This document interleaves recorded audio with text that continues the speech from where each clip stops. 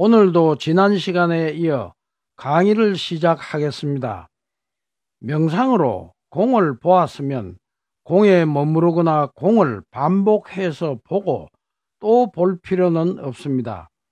명상으로 자아를 소멸하고 진화의 경지에 이르렀다면 열반에 들 것이 아니라 이제는 명상으로부터 벗어나 일상으로 되돌아와 진화의 삶을 살아가야 할 것입니다.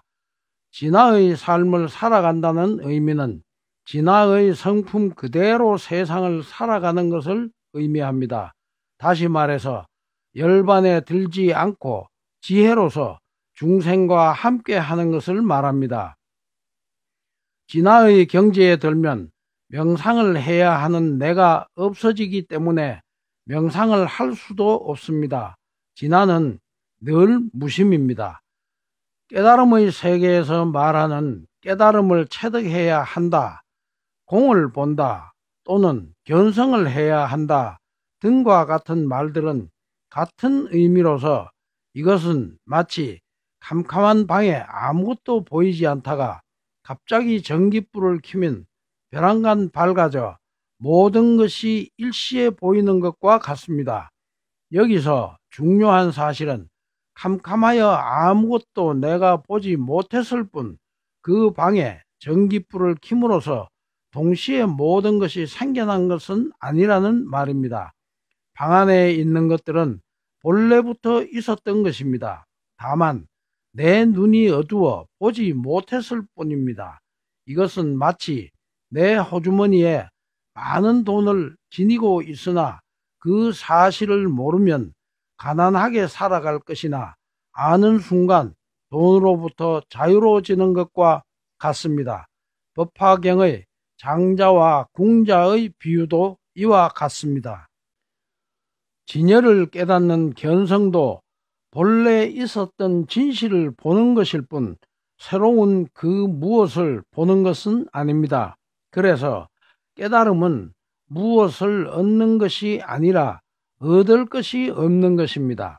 이와 같이 견성의 구체적인 의미는 캄캄했던 무명에서 벗어나는 일입니다. 무명이 바로 어리석은 내 생각입니다. 무명이 12연기설의 시작이므로 무명만 없어지면 나머지 연기관계는 저절로 사라질 것입니다. 그렇다면 한번 견성한 것으로 공부와 수행이 끝난 것일까요? 아닙니다. 견성은 하나의 계기로 작용하였을 뿐 진정한 공부와 수행은 견성을 하고 난 다음부터가 시작점이기 때문에 견성의 의미를 어디에 두느냐의 문제는 매우 중요합니다. 우리들의 몸을 이루고 있는 수많은 세포 하나하나에는 과거 전생으로부터 지금까지 배우고 익혀 학습한 것이 이어져 내려옴으로써 모든 정보가 다 저장되어 있습니다. 지금의 과학이 체세포 하나로 똑같은 개체를 만들어낼 수 있는 것도 이러한 이유에서입니다. 만약에 한 번의 견성으로서 모든 공부와 수행이 끝난다면 모든 세포에 저장된 정보가 일시에 소멸되고 진여의 본래 성품으로 되돌아가야 하기 때문입니다. 이것은 내 육신이 살아있는 이상에는 불가능한 일입니다. 견성이 중요한 의미를 지니는 것은 견성을 함으로써 확실한 믿음이 생기기 때문입니다. 그래서 깨달음의 공부는 모르고 믿는 믿음으로 시작해서 확실하게 알고 믿는 믿음으로 정진해 나가는 일입니다. 견성을 체험하는 일은 어느 날 갑자기 오는 것 같지만 그렇지는 않습니다. 깨닫는 그 자체는 시절 인연 따라 갑자기 오는 것이 맞는 말이지만 그 인연이 오기까지 많은 노력을 필요로 하고 이로써 원리에 대한 확신의 정도가 점차 상승되다가 그 기운이 특별한 계기를 맞아 대폭발을 일으키는 것입니다. 원효대사께서는 일체유심조라는 말을 깨달음을 얻기 이전부터 너무나 잘 이해하고 있었을 것입니다. 그러나 캄캄한 밤에 모르고 너무나 맛있게 먹었던 그 물이 아침이 밝아 해골에 담겨져 있었던 물이라는 사실을 알고 구역질을 한 다음 이것이 동기가 되어 크게 깨달음을 얻었던 것입니다. 이것이 이해와 체험의 차이입니다. 이해하는 것은 실천할 수 있는 힘이 약하지만 체득한 다음에는 불퇴전의 믿음으로 법력이 매우 강력해집니다. 이 법력으로 모든 업력을 끊어낼 수 있습니다. 깨달음을 얻기 이전에는 내 생각에 갇혀 모든 것을 내 생각으로 만들어 봄으로써 분별하고 차별하였기 때문에 있는 그대로의 진실을 보지 못하다가 오늘 마음의 문이 활짝 열리면서 만상은 있는 그대로 둘이 아니고 다르지 않다는 본질을 꿰뚫어 확실하게 아는 순간 그동안 나다라고 하는 자아의식이 타파되고 드디어 무아를 체득하게 된 것입니다. 이로써 지금까지 나를 지키려는 마음의 문이 열리고 동체자비의 길이 열린 것입니다. 이것은 어떤 선정 수행을 통해서 되는 것이 아니라 원리를 정확히 꿰뚫어 볼 수 있는 깨달음이 핵심이 된다는 것을 알 수 있습니다. 무명은 원리를 깨달아 내 생각만 소멸해 버리면 끝이 되는 일입니다. 이것은 마치 꿈에서 깨어나는 것과 같으며 캄캄한 방에 불을 켜는 것과 같습니다. 이 깨달음은 선정에 드는 명상수행으로서만 이룰 수 있다는 고정관념에서 벗어나지 못하면 지혜를 완성해 모든 것으로부터 자유로워지는 해탈의 길로 가기에는 절대 역부족입니다. 작금의 수행자들을 잘 살펴보십시오. 그들이 과연 어떠한 길로 가고 있는지를. 명상수행의 궁극은 자아를 소멸하고 진화와 개합하는 데 있습니다.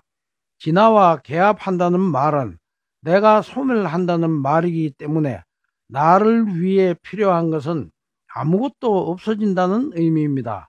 다만 생존에 필요한 것을 제외하고는 아무리 많은 것을 소유하고 있어도 내 것으로 생각하지 않아야 하고 보살행을 본분사로 삼아야 할 것입니다. 이러한 수행자가 너무나 찾아보기 어렵다는 것은 오늘날의 수행 체계에 문제점이 많다는 가장 확실한 증거일 수밖에 없습니다. 나를 소멸한다는 뜻은 한시적으로 존재하는 나를 없앤다는 말이 아니라 내 생각을 죽이고 본래의 자리, 즉 진여의 성품을 회복한다는 의미입니다. 깨치고 나면 나라고 하는 고정불변의 것은 우주 어디에도 본래 없었다는 진실을 확실하게 알게 됩니다. 그러나 본체가 없다는 뜻은 아닙니다. 모든 것의 본체는 진여입니다. 진여는 눈으로 볼 수도 없고 직접 체험할 수는 없지만 항상 나를 비롯한 만상과 여여하게 있습니다. 그래서 만상은 진여와 분리시킬 수 없는 것입니다. 번뇌 즉 보리라 하고 중생이 부처라 하고 생사와 열반이 다르지 않다고 하지 않습니까? 무슨 일이 벌어져도 그 속에 나는 없다는 것이 무심입니다. 사람들은 누구나 나를 인식하고 살아갑니다. 그러나 무심에 나라는 것은 없습니다. 무심은 무념, 무상, 무주이기 때문입니다. 바라는 마음이 없어야 무심이고 바라는 마음은 내가 있기 때문에 일어납니다. 원리를 깨달아 지혜가 발현되고 수행력이 깊어질수록 나에 대한 집착은 흐려지기 때문에 그동안 나를 둘러싸고 있던 자존심, 명예심, 남에게 인정받으려는 마음, 나만을 위하는 이기심 등도 함께 흐려지다가 어느 날 호련히 나라고 하는 주관과 너라고 하는 객관이 하나로 통합되면서 모든 바라는 마음은 사라지고 마음은 원리에 대한 확신으로 가득 차게 됨으로써 마음의 문이 활짝 열리고 어디에도 걸림이 없는 진정한 대자유인인 해탈의 길로 들어서게 됩니다. 진정한 자유, 즉 해탈이란 나를 둘러싸고 있던 모든 것들은 인간에 의해 만들어졌을 뿐 본래의 자리에는 어떠한 분별도 본래 없었다는 진실을 확연히 깨치는 경지입니다. 다시 말해서 진여에는 어떠한 것도 붙을 수 없다는 말이기 때문에 어쩔 수 없이 공이라 이름했을 뿐입니다. 해탈을 하면 나라는 것이 없습니다. 그래서 더 이상 무엇을 해야 할 내가 없기 때문에 기도나 명상을 해야 할 나도 없습니다. 다만 무엇을 하든 삶의 찌꺼기를 남기지 않는 무심의 행만 있을 뿐입니다. 해탈은 진여의 성품과 나의 성품이 같아지는 일입니다. 이것이 중도입니다.